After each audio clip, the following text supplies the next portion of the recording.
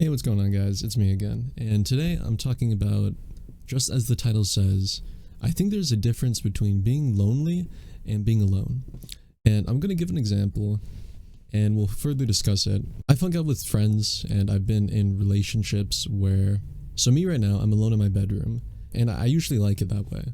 It allows me to think freely and without any limitations. I enjoy the quiet nature, the quiet ambience it provides. It allows for a lot of self-growth and introspection.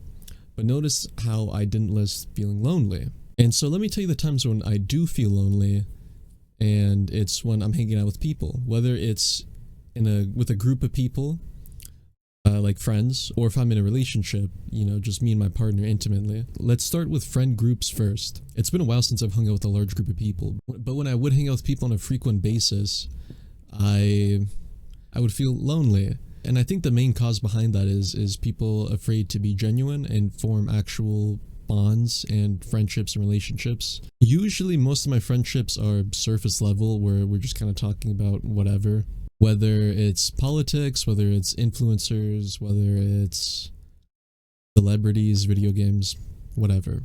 Nobody really talks about their goals, their ambitions, their ideals.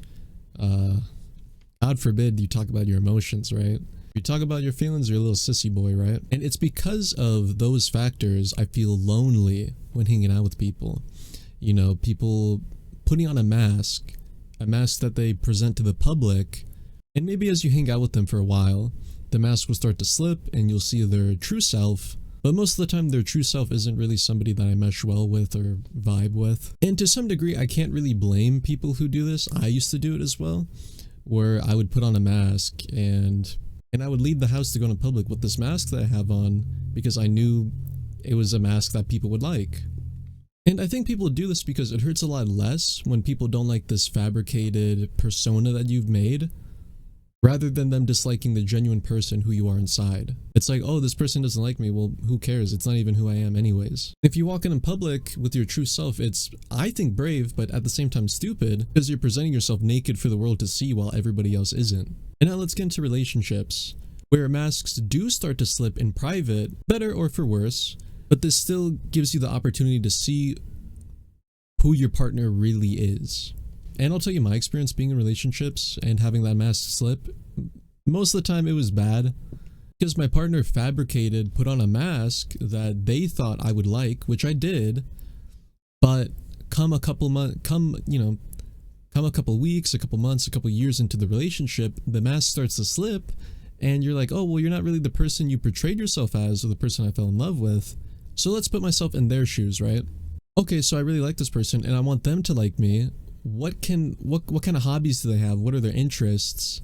And I can mirror them, and by doing so, that way we can get closer. And people do this to a lesser degree when it comes to just like making friends, but I still think that's not a good thing. It's not a matter anymore of, okay, how can I get this person to like me? And now it's a matter of how long until they find out who I actually am. And I've done this as well, where I put on this mask that I'm happy all the time and everything's good and like always smiling and but as you get to know me, and I haven't done this in every relationship, so I have to trust the person to do this, and when I trust them enough, I let them into my life, let them know that I'm not the happiest person all the time, and I'm essentially laying myself there bare so my partner can see like, hey, this is who I am, right? And it hurts all the more when they don't accept that part of you because it's more intimate, right? It's not a matter of like 5 people now, it's just you and this other person. So it feels more personable and hurts more when they don't like your true self, right? Which causes you to feel lonely because you're like, okay, well, I'm in a relationship with somebody who doesn't like me. They just liked the idea of me, somebody who's happy all the time, somebody who's like lucky, like there's not a care in the world, that kind of thing.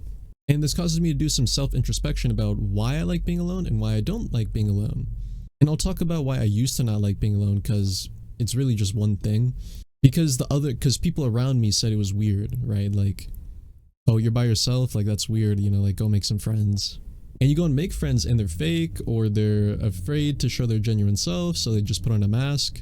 And it's the same thing with relationships, right? So setting aside that one reason, there wasn't any other reason I could find with being alone. And needless to say, I'm not a recluse or a hikikomori. I do like going out, I do like talking to people, but I do enjoy being by myself more. Most growth or self-growth I have done has been because of me. Because if I can't take care of myself, who is? I'm the one who's got me and my best interests at heart at the end of the day. I hope this video made sense. I hope you guys enjoyed it as much as I like talking about it. And with that being said, I hope you guys have a good rest of your day. Peace.